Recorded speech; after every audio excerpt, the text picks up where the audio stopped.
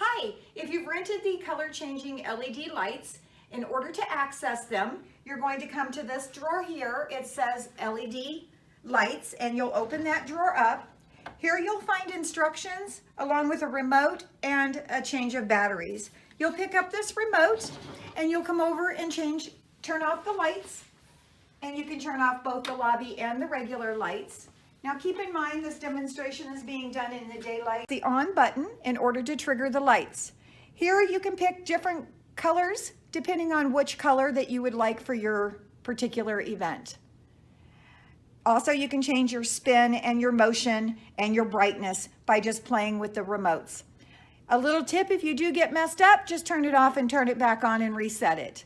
If you have any questions, feel free to give us a call.